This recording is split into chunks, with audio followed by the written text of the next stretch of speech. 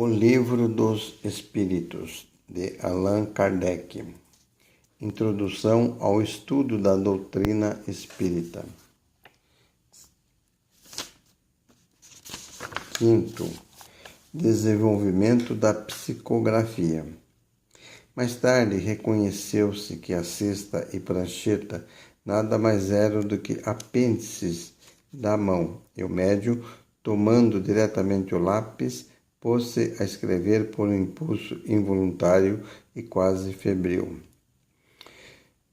Por esse meio, as comunicações se tornaram mais rápidas, mais fáceis e mais completas.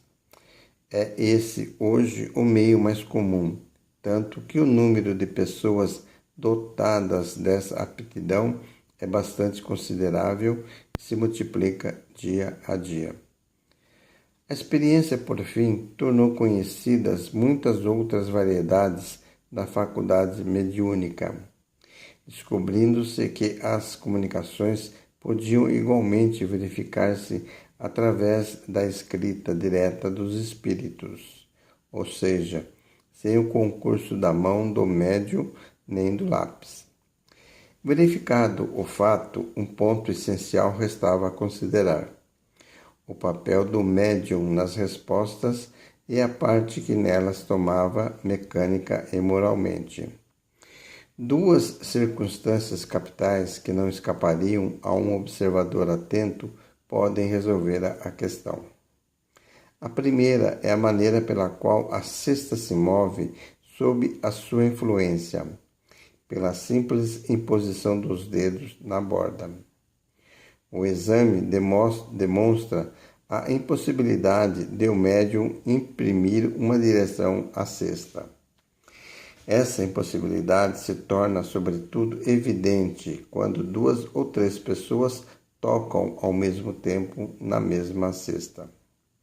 Seria necessário, entre elas, uma concordância de movimentos realmente fenomenal.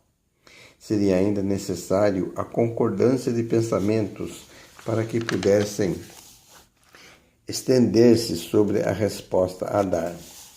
Outro fato não menos original, e vem ainda aumentar a dificuldade, é a mudança radical da letra, segundo o espírito que se manifesta, e a cada vez que o mesmo espírito volta, repetindo-a.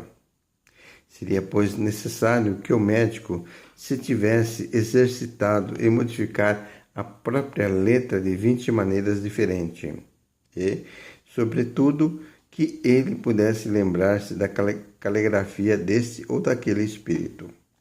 A segunda circunstância resulta da própria natureza das respostas, que são, na maioria dos casos, mormente quando se trata de questões abstratas ou científicas, notoriamente fora do conhecimento e às vezes do alcance intelectual do médium. Este, de resto, em geral, não tem consciência do que escreve e, por outro lado, nem mesmo entende a questão proposta, que pode ser feita numa língua estranha ou mentalmente, sendo a resposta dada nessa língua. Acontece, por fim, que a cesta escreve de maneira espontânea, sem nenhuma questão proposta sobre um assunto absolutamente inesperado. As respostas, em certos casos, revelam um teor de sabedoria, de profundeza e de oportunidade. Pensamentos tão elevados e tão sublimes que não podem vir senão de uma inteligência superior, impregnada da mais pura moralidade. De outras vezes, são tão levianas, tão frívolas e mesmo tão banais que a razão se recusa a admitir que possa vir da mesma fonte. Essa diversidade de linguagem não se pode explicar senão pela diversidade de inteligências que se manifestam. Essas inteligências são humanas ou não? Esse é o ponto a esclarecer e sobre o qual se encontrará nesta obra a explicação completa, tal como foi dada pelos próprios espíritos.